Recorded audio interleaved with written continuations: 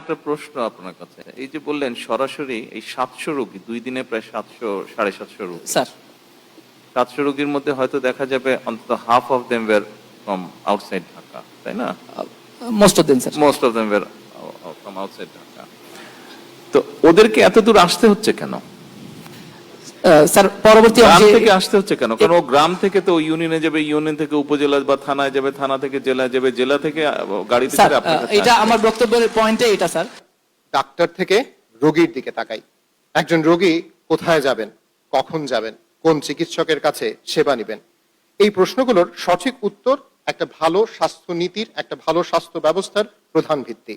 কার্যকর রেফারেল ব্যবস্থা না থাকলে ছোট ছোট সমস্যাও বড় হাসপাতালের জন্য বড় বড় চাপ তৈরি করে, আর তখন জটিল রোগীরা না পায় সময়, না পায় মনোযোগ। ঢাকা মেডিকেল কলেজ হাসপাতালের প্রতিদিনের বাস্তব অভিজ্ঞতা থেকে জাতীয় রেফারেল ব্যবস্থার প্রয়োজনীয়তা তুলে ধরার জন্য অনুরোধ জানাচ্ছি ডাক্তার মীর রাশেক আলম অভিকে। ডাক্তার অভি।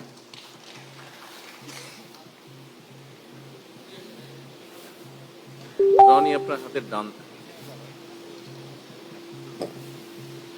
বিসমিল্লাহির রহমানির রহিম। আমাদের সকলের প্রিয় ডিএমসির গর্ব ডাক্তার জুবাইদুর রহমান, মাননীয় প্রধানমন্ত্রী জনাব তারেক রহমান, মাননীয় স্বাস্থ্যমন্ত্রী ও প্রতিমন্ত্রী মহোদয়, সম্মানিত শিক্ষকবৃন্দ, উপস্থিত অতিবৃন্দ, আসসালামু আলাইকুম। আমি ডাক্তার মীর রাশেক আলম অভি, K61 ব্যাচের প্রাক্তন ছাত্র, বর্তমানে সহকারী অধ্যাপক ও আবাসিক সার্জন হিসেবে ঢাকা মেডিকেলে কাজ করছি। আমার প্রতিদিনের বাস্তব অভিজ্ঞতাকে আমি কয়েকটি বিষয় তুলে ধরতে চাই। আমার সার্জারি আউটডোরে গত 7 এবং 8 জুলাইয়ের যদি আমি চিত্রটি বলি, 7 জুলাই 2026-এ 419 এবং 8 জুলাই 2026-এ 385 জন রোগী বহির্বিভাগে চিকিৎসা গ্রহণ করেন। এছাড়া আমার আউটডোরে গড়ে প্রায় 150 জন রোগীর ড্রেসিং হয় এবং 12 থেকে 15টি ছোট অপারেশন হয়ে থাকে।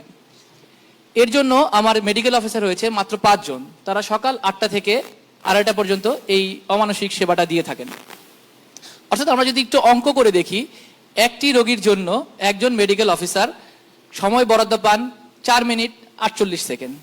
এই স্বল্প সময়ের মধ্যে চিকিৎসকে রোগীর বিস্তারিত ইতিহাস গ্রহণ করতে হয়, শারীরিক পরীক্ষা নিরীক্ষা করতে হয়, পূর্ববর্তী রিপোর্ট সমূহ দেখতে হয়, নতুন পরীক্ষা নিরীক্ষার কোনো চিন্তা করতে হয়, সেটা লিখতে হয়, প্রেসক্রিপশন করতে হয় এবং স্বল্প সময়ে রোগীকে এবং রোগীর লোককে কাউন্সিলিংও পর্যন্ত করতে হয় এবং যদি রোগীর ভর্তির প্রয়োজন পড়ে তাকে ভর্তির ডিসিশন পর্যন্ত দিতে হয়, যেটি বাস্তবে আসলে একটি মানবিক এবং স্বাস্থ্য সেবা দেওয়ার জন্য বলা যায় প্রায় অসম্ভব।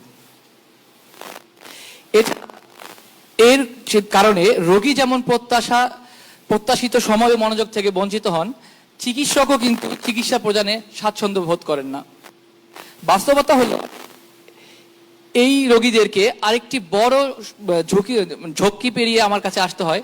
সকালে তারা একটি টিকিট কাটার জন্য লাইন ধরেন 7টা থেকে 8টা থেকে ডাক্তার দেখেন, টিকিটটি কাটার পর আবার ডাক্তারের রুমের সামনে থাকে, আবার লাইন ধরতে হয়, বারে বারে লাইন ধরার পর রোগীকে ডাক্তারের সম্মুখীন হতে হয়। এছাড়া যে কোনো রোগী আমাদের ডাক্তারদের কাছে সরাসরি গ্রাম পর্যায় থেকে কিন্তু টিকিট কেটে আমার কাছে চলে আসতে পারেন। এটা সরাসরি টিকিট কাটতে পারেন, অনলাইন টিকিট কেটেও কিন্তু। আমার একটা প্রশ্ন আপনার কাছে, এই যে বললেন সরাসরি এই 700 রোগী 2 দিনে প্রায় 700-750 রোগী, স্যার 700 রোগীর মধ্যে হয়তো দেখা যাবে অন্তত half of them were from outside Dhaka, তাই না? Most of them sir. Most of them were from outside Dhaka. তো ওদেরকে এত দূর আসতে হচ্ছে কেন? স্যার পরবর্তী গ্রাম থেকে আসতে হচ্ছে কেন? কারণ ও গ্রাম থেকে তো ইউনিয়নে যাবে, ইউনিয়ন থেকে উপজেলা বা থানায় যাবে, থানা থেকে জেলা যাবে, জেলা থেকে গাড়িতে করে আপনার কাছে এটা আসবে। আমার বক্তব্যের পয়েন্টে এটা স্যার, যে one patient can come to the tertiary level hospital with 10 টাকা ticket directly. There is no definite referral system in our country, sir. কেন নেই? রেফারেল সিস্টেম তো আপনারাই গড়ে তুলবেন।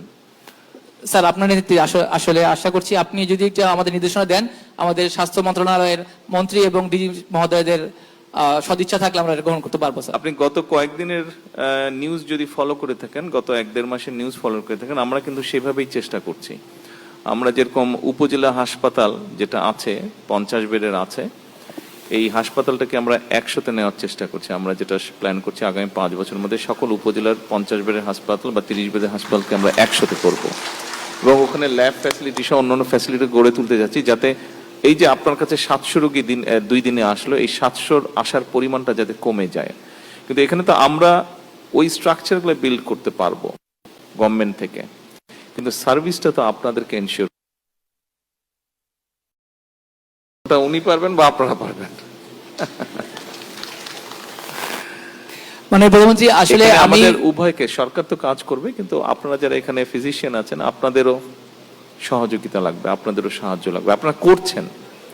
তারপরে আমরা যদি একসাথে বসে আমরা যদি সিস্টেমটাকে সুন্দরভাবে গড়ে তুলতে পারি, তাহলে কিন্তু আপনিও আপনার কাজ করে শান্তি পাবেন, মানুষও সেবাটা ঠিকভাবে পাবে। আমাদের সবাইকে মিলেই ট্রাই করতে হবে। Thank you. আর কিছু বলবেন? মানে প্রথমে 30 সেকেন্ড বলি। আসলে যদি আপনি যেটা বলেছেন যে স্ট্রাকচারাল দিক থেকে হয়, আমাদের স্বাস্থ্য ব্যবস্থা কিন্তু স্ট্রাকচারাল দিক থেকে ইউনিয়ন পর্যায়ের পরে বাড়ি পর্যন্ত আছে। কাগজে কলমে আমরা বাড়ি গিয়ে সেবা দিই, বাড়ি গিয়ে টিকা দিচ্ছি, বাড়ি গিয়ে কাউন্সিলিং বাস্তবে দিচ্ছেন না কেন? বাস্তবে দিচ্ছি স্যার।